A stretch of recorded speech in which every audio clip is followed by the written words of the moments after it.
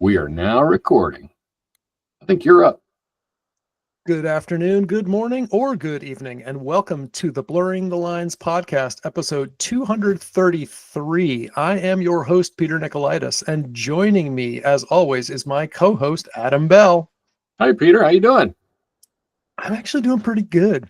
Good. Doing pretty good. Yep. How about yourself? I am doing well. But you know what I heard last week? I heard another podcast say that they should hit the big red button. We're having an effect. Yeah. We're setting the trends. Yep. And it's about time, I must say. Yeah. Yeah. I was like, hey, that's our line. It's our line. That's cool. And you're not talking about the Friends with Brews podcast either. No, not. I forget who it was. I was on a troll, like at Apple. I listened to one thing and then it said, you might like this. And it went over to that. And I forget what it was, but that's the thing that stuck with me. Okay. All right. Well, cool. Yeah. So, what's new? What's new on your side? New wise. Well, I got back from Mexico. Okay. Did our annual mission trip. That went really well. We had we had a couple people get under the weather.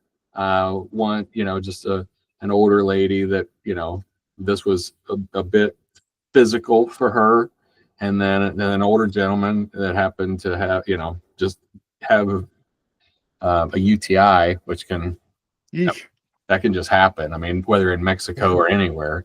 So Yeah. he had a couple of days of downtime, but that's really good. I mean, considering you go to Mexico, it's normally GI issues that really get people, and we were good on that. We worked on a couple three projects. We helped two women at church with some things around their house, as well as I was on a team that we went up into the mountains about an hour away in a little tiny town, San Martin de Rosnos, and built a new outhouse for a family.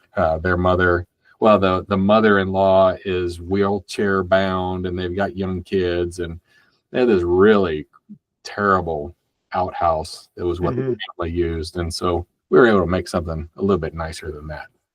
So that was fun. That sounds very nice. Yeah. And we did VBS. We had lots of kids coming over and family days, and hung out with the local church there, which was fun. Went hiking, got poison ivy. Yay.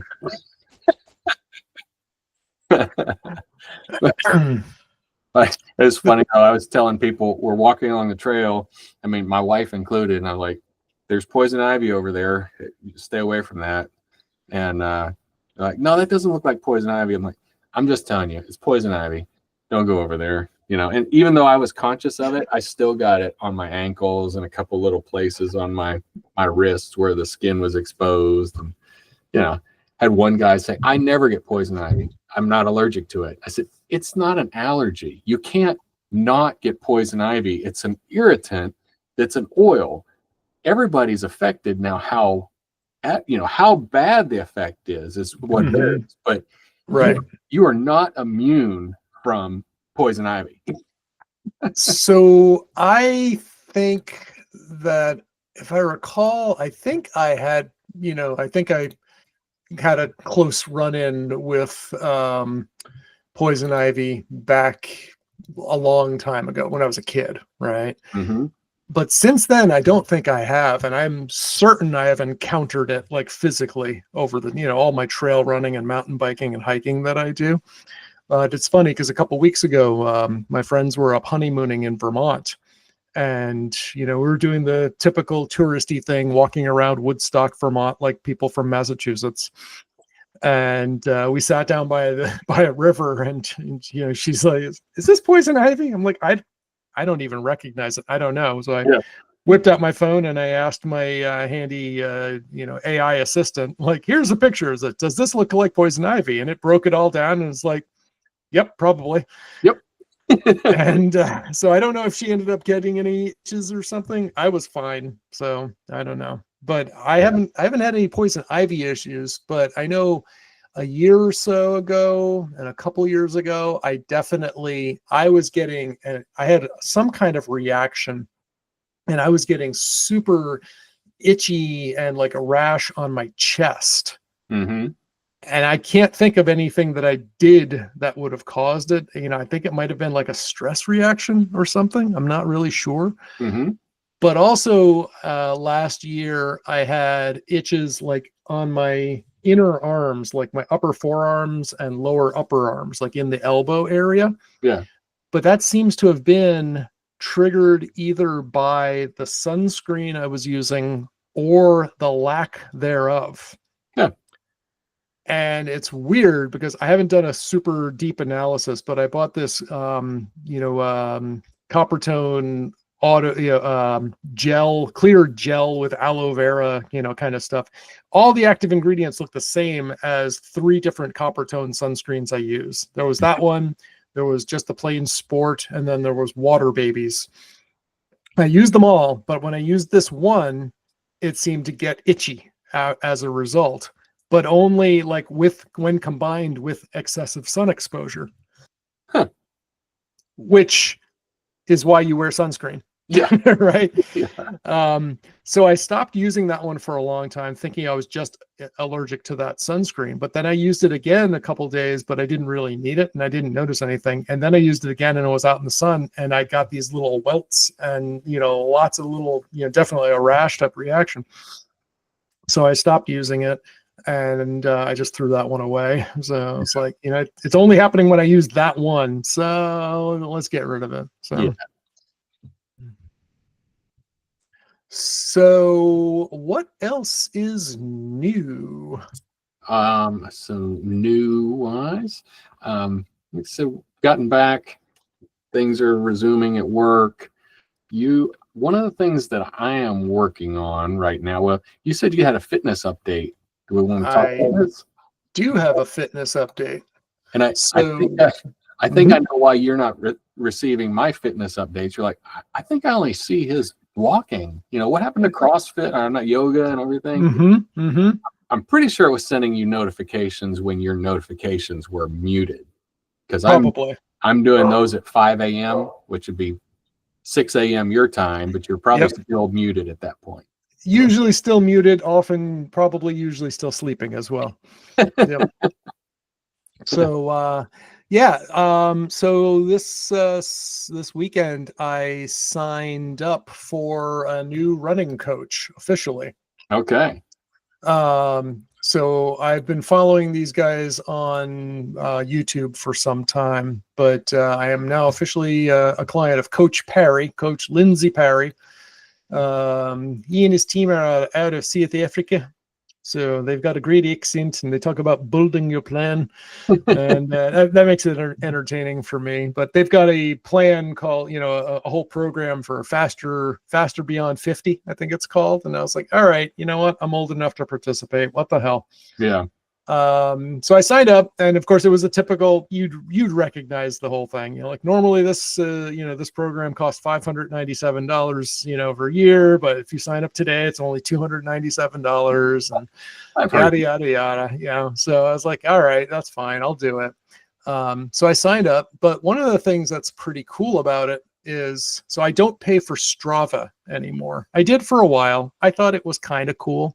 Yeah. And they used to give you, like, I don't remember, a week's worth or like a month's worth of historical data, but then you had to pay for more. Mm-hmm. Now, all that data, mind you, is in my Apple Health account, right? Yeah. So, so what happens is I record a workout on the watch. It goes into Apple Health. It also uploads to Strava. Fine. So Strava used to provide some different analytics and, and charts and graphs. And of course it's social, but that's not why I'm not using Strava so I can share it with other folks. The biggest thing I use Strava for is one thing is so I can share like the maps and stuff pretty easily. Mm-hmm. The other is tracking the mileage on my shoes. Yeah. Which coincidentally I generally ignore. because I tend to wear my shoes a lot longer than, manufacturer recommends. I judge by the wear and tear that I feel. And if I can feel a difference in, like, I always have like a newer pair and an older pair. And when the older pair starts to feel different in a bad way, then I'm like, okay, now it's time to replace these guys. Right. Yeah. But I generally run way more than the 250 miles that they, usually say.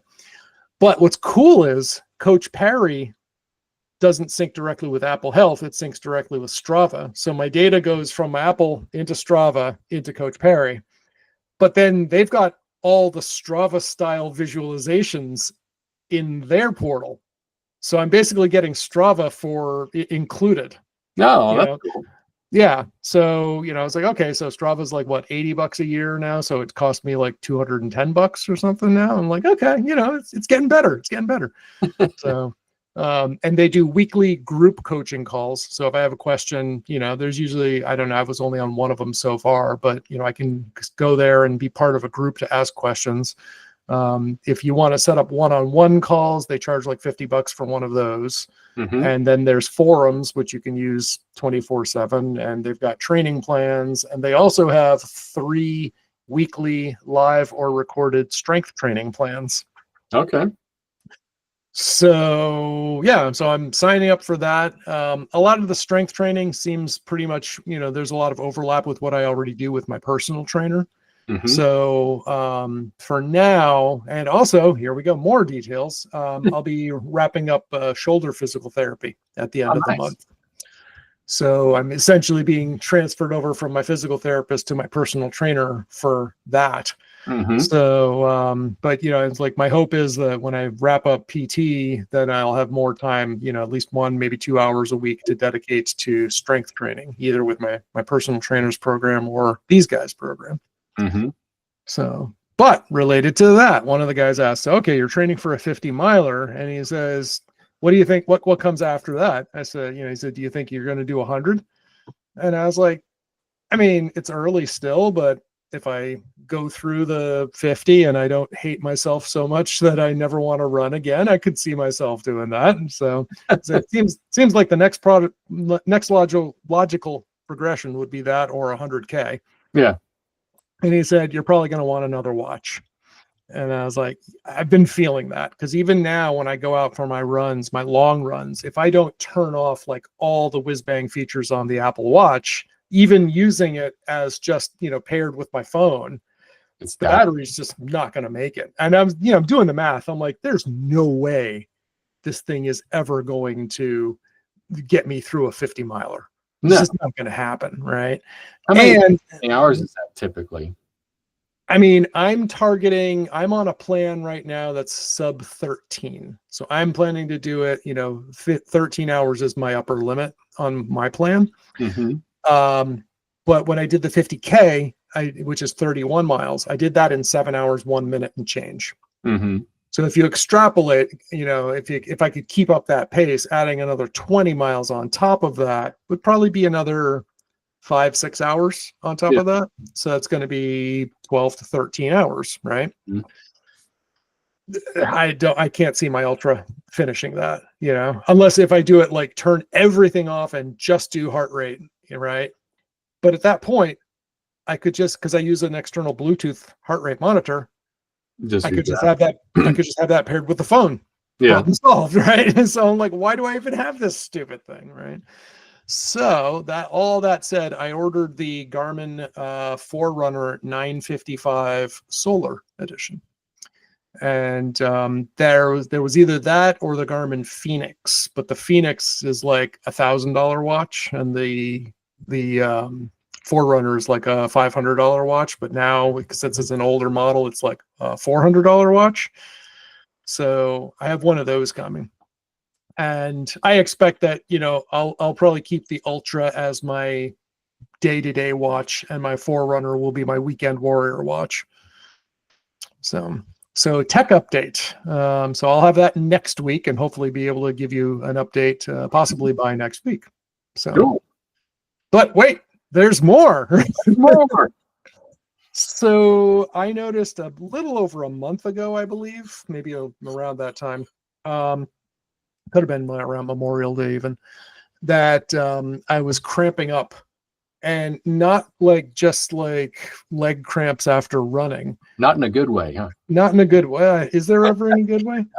But what I did notice was like I was at my friend's house and I was just trying to undo the gun lock off one of my pistols, and my hand was cramping up just trying to do that, and like, you know, trying to like open up, you know, twist a pickle jar or something. Like my hand would cramp and I'm like, oh, and I gotta like, you know, manually move my fingers to loosen them up. I was like, what's going on? So I did a little thinking about it, and I asked my my trusty AI assistant, and it's like, you know, I said, this is what's going on. You know, I exercise a lot. I don't know what's going on. You know, it's like, well, it could be dehydration. I was like, well, it's getting hot and I'm running a lot more. And says, definitely sounds like dehydration. I was like, okay, you know what? I'm going to take the plunge. So again, heavily being influenced by my YouTube feed and seeing all the people advertising LMNT, element electrolytes. I did a little bit of research and I was like, all right, you know, do I want to buy these? That's kind of expensive. But I've been using the Noon NUUN hydration tablets. Yeah.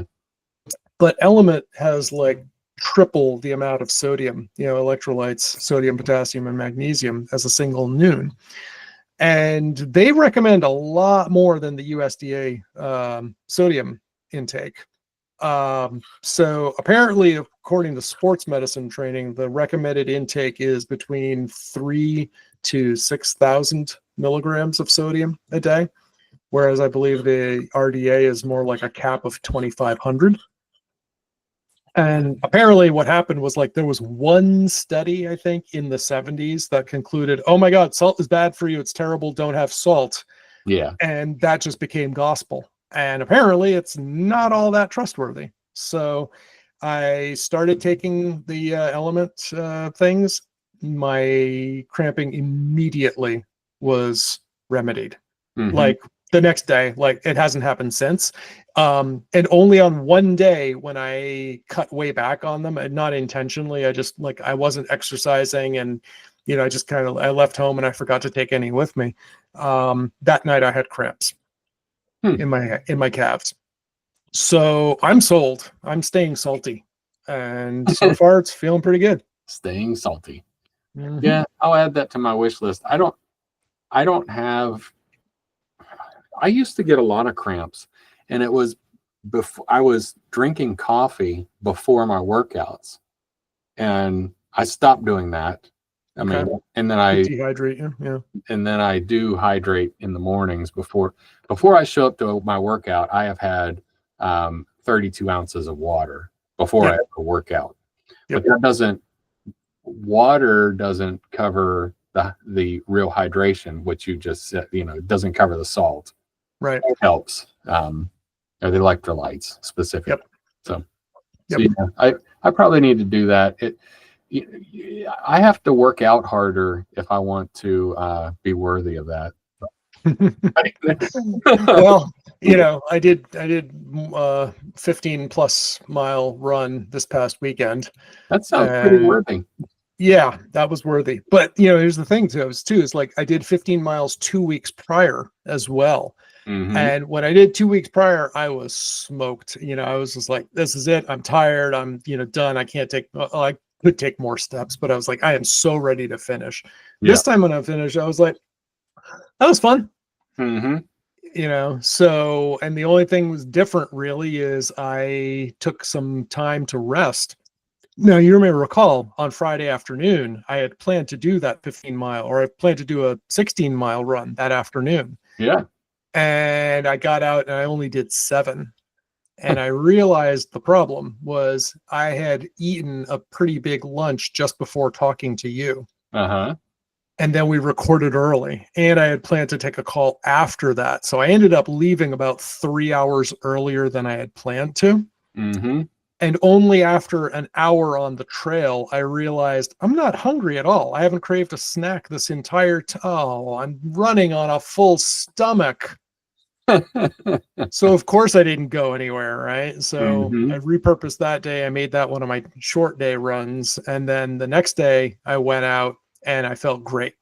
And so, you know, I'm like really paying closer attention to rest. Today, I'm kicking myself because it's beautiful outside. It was like in the 60s and not excessively hot and sunny this morning. I really wanted to go out and run, but I'm trying to be good and honor the plan, stick with the plan. Today's a rest day. So there you go. Yeah. Yeah. Follow the plan. Well, when I was cutting lavender in June, man, I sweat like crazy. And I drank so much water. But I would have been better with a little bit of electrolyte. Well, and I did. I drank Gatorade while I was doing that too. I'd drink, 48 ounces of water and then also pound a Gatorade with it too. Yep. But that's the thing is that, I started to realize that there really is something like I was drinking plenty of water. I've been tracking. Well, you still have the smart water bottle? I do. Right. And I don't anymore. I do it manually. Right. Because I have a shortcut that I just manually, every time I clear a bottle like this, I know how big it is. And, I just record. I'm drinking. That's not the problem. It's not the water. It's like I'm not retaining the water where I need to. Yeah. And I'm feeling the difference now. So, and if I don't at this point, I might add extra. I don't use normal table salt, but I use sea salt. And if I'm running low or something, I'll just add some sea salt to whatever and just, make something salty because you don't need much, right?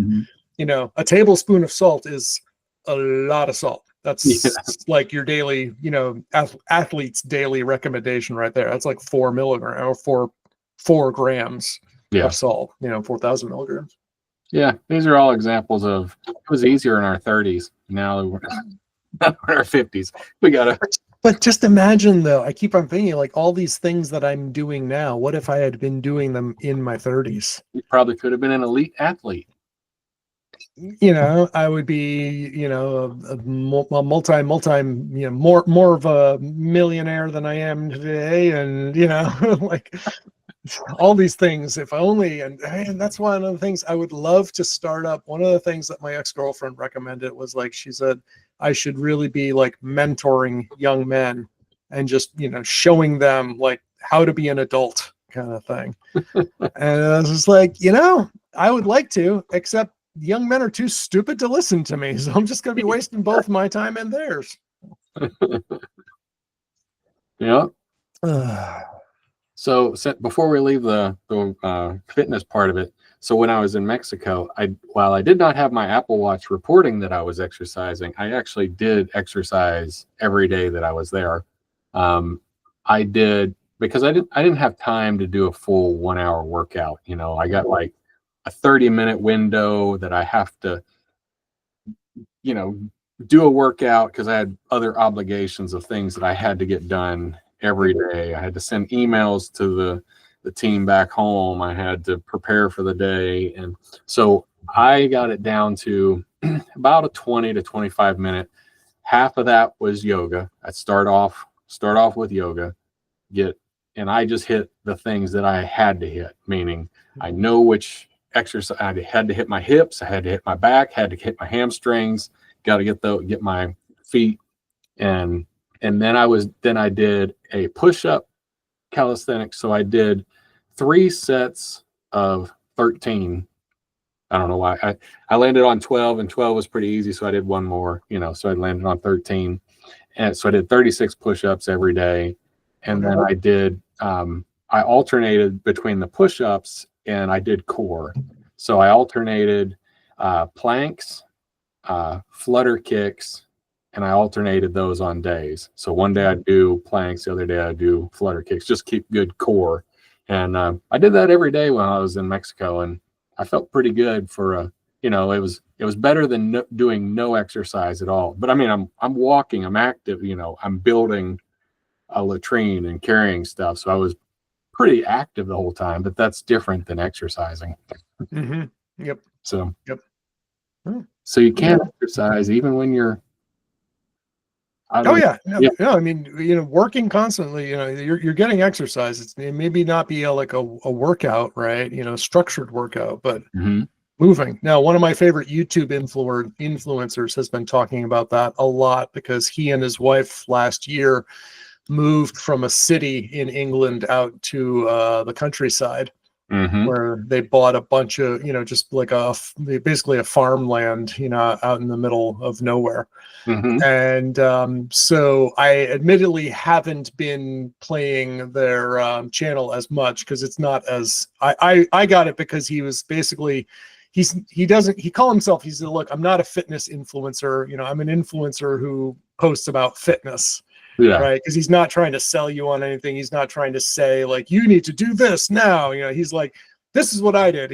I decided I was going to run 100 miles, and Mm-hmm. and he, very self-deprecating. It's hilarious when he does it.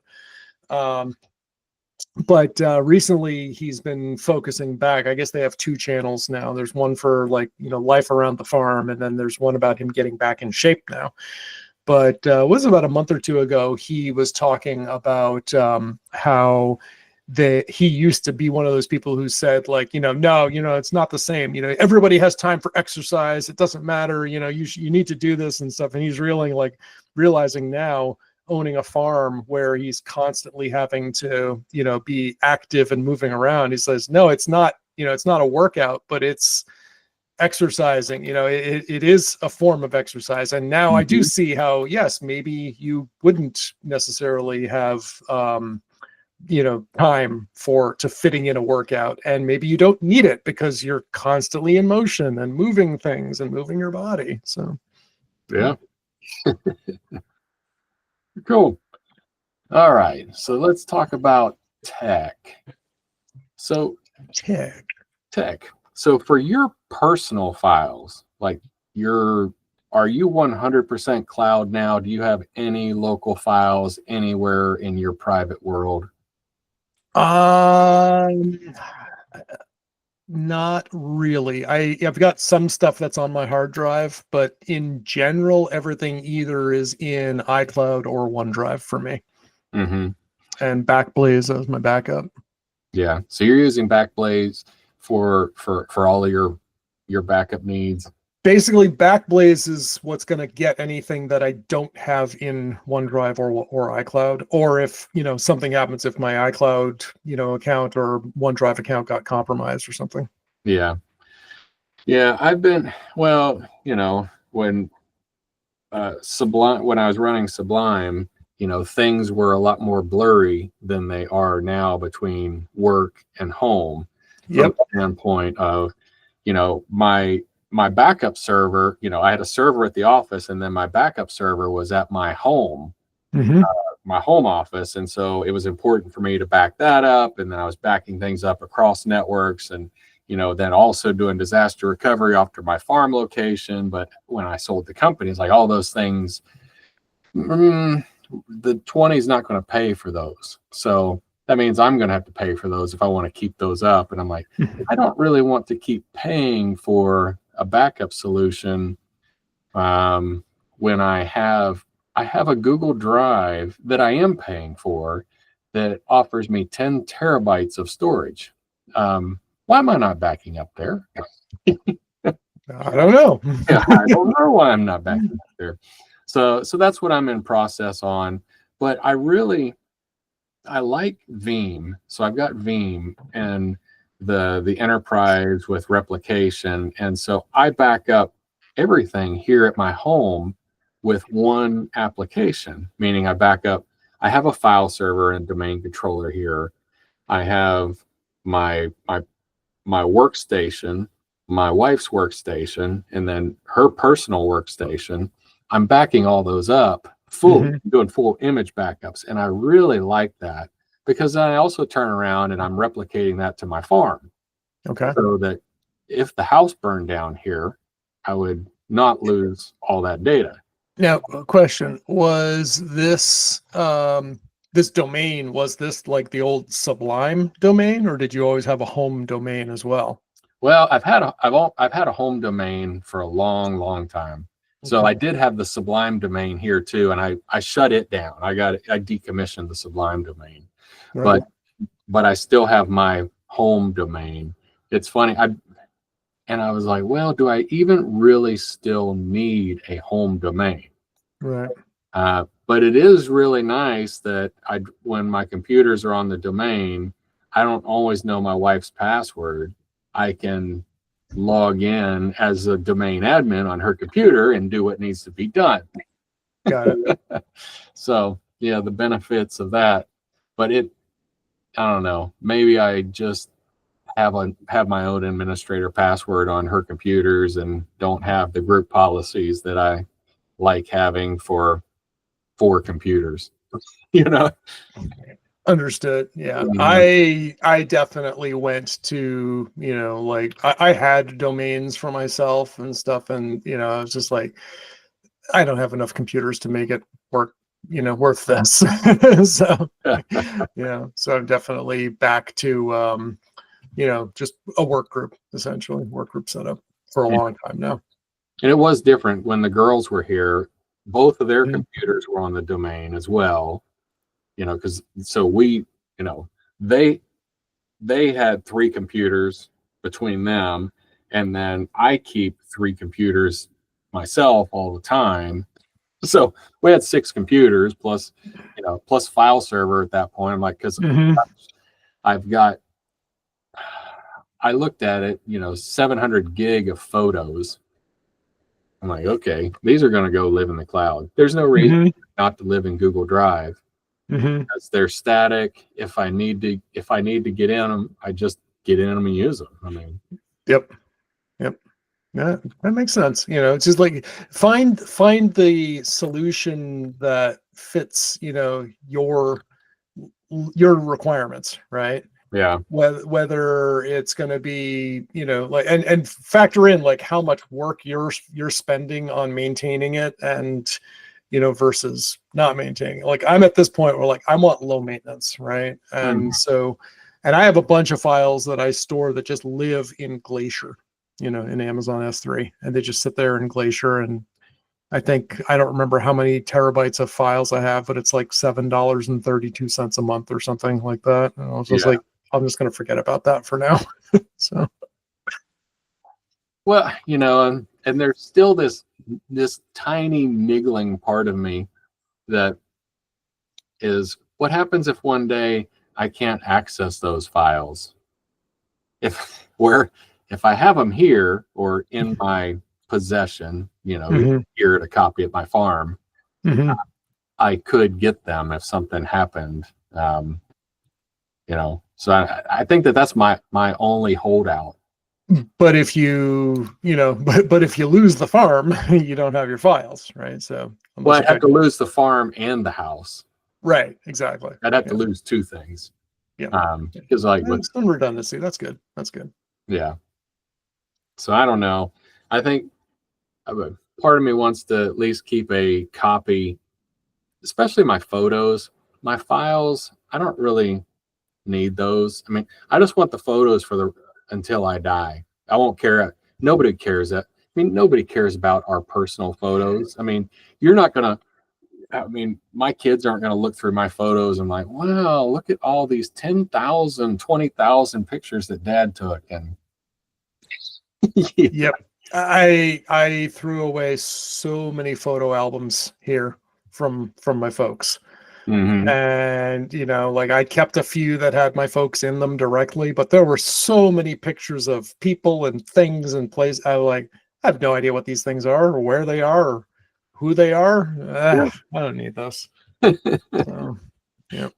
Yeah. So I may keep, what I may do is I may, at least for my photos, is put a copy in the cloud and then put my offsite copy for just in case, the zombie apocalypse comes, then I can at least look at those photos. Yep. Yep. So we're getting kind of close to time. Yep. Getting Um, close. Well, so I wanted to ask you, what are you doing for TV and internet these days? uh, Currently I have HBO Max, Netflix, Disney Plus, YouTube Premium, not YouTube TV. That's different. Mm-hmm. Um, and then I let my Apple TV Plus lapse but as part of the Chase Sapphire Reserve price hike to $800 a year, they include Apple TV Plus as part of that.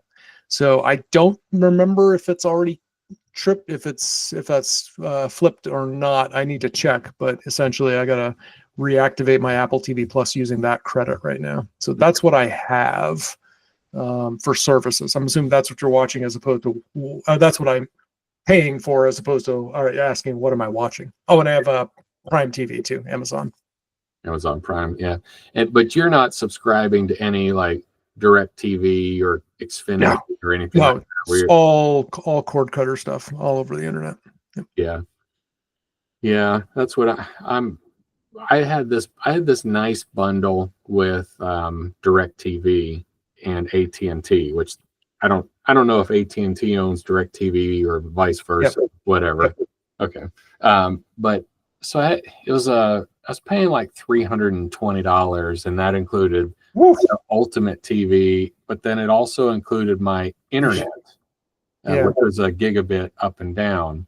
Okay. And so they were only charging me $70 for the internet, and then like $200 and some odd for the TV, and then all the fees. You're like, it's $199, and then you have $23 worth of fees, all all in there. And so, same with the internet. It was $70 plus the fees. So now DirecTV and AT&T are splitting back out, at least from billing wise. So they're saying, your DirecTV is now one bill, your AT&T is one bill. So now my internet has gone from $70 discounted in this bundle that I didn't choose to unbundle. It's going to cost me $135 for it. So that's a $50 increase. And then I'm paying the $199 plus taxes for the DirecTV, which is, another $240. Like, well, now I'm paying almost $400 for a month for internet and TV. So I'm going. That's a lot, dude. So I'm going to fix the glitch. So I'm looking at. I would like to do YouTube TV to replace the DirecTV, and then my electric company, they offer gigabit speed with them for $80 a month. So it's a gig up and down. It's right here. It's ground. It's an equivalent to AT&T. Yeah. So I'm probably going to do that. Yeah. I mean, so like for media streaming, etc. Like I've got my cell phone, my fiber in Vermont, and my fiber in Massachusetts. And again, the way, like right now, I get a discount for the cell phone bundle. They include Apple Music, HBO, Netflix. I pay for like $10 a month for those, and they include Disney Plus, and Amazon Prime includes Prime Video. So I'm paying like $10 a month directly for HBO, Netflix, and everything else is just included with something else. Yeah, well, that's cool. Yeah.